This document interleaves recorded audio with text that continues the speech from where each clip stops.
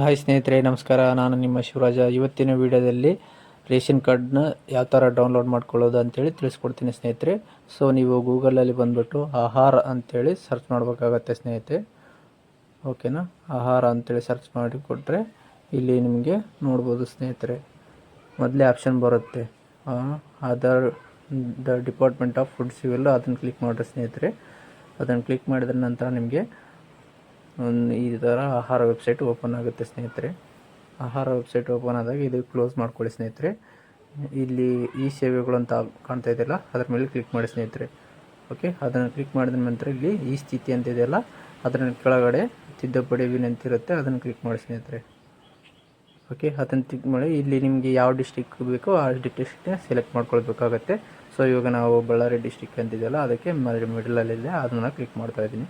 So ಇಲ್ಲಿ ನೀವು second option ಇದೆಯಲ್ಲ, status of Aadhaar card ration card ಅಂತೇಳಿ, ಸೊ ಅದನ್ನು ಕ್ಲಿಕ್ ಮಾಡಿ ಸ್ನೇಹಿತರೆ. ಓಕೆ, ಇಲ್ಲಿ ಎರಡು ಆಪ್ಷನ್ ಇರುತ್ತೆ, ಒಂದು with OTP, without OTP. So ನಿಮಗೆ ವಿತೌಟ್ OTP ಮುಖಾಂತರ ಕ್ಲಿಕ್ ಮಾಡಿದಾಗ ನಿಮಗೆ ರೇಷನ್ ಕಾರ್ಡ್ ಬರೋದಿಲ್ಲ. ಸೊ ಹಂಗಾಗಿ ನಿಮಗೆ ವಿತ್ OTP ಅಂತೇಳಿ ಸೆಲೆಕ್ಟ್ ಮಾಡಿದಾಗ ಮಾತ್ರ ನಿಮಗೆ ಒಂದು ರೇಷನ್ ಕಾರ್ಡ್ನ ತೋರಿಸುತ್ತೆ. ಸೊ ಇಲ್ಲಿ ನೀವು ಒಂದು ನಿಮ್ಮ ರೇಷನ್ ಕಾರ್ಡ್ ನಂಬರ್ನ ಎಂಟ್ರಿ ಮಾಡಿಬಿಟ್ಟು ಗೋ ಅಂತ ಕ್ಲಿಕ್ ಮಾಡಿ ಸ್ನೇಹಿತರೆ. ಇಲ್ಲಿ ನಿಮ್ಮ ಕುಟುಂಬ ಸದಸ್ಯರನ್ನ ಸೆಲೆಕ್ಟ್ ಮಾಡ್ಬೇಕಾಗತ್ತೆ.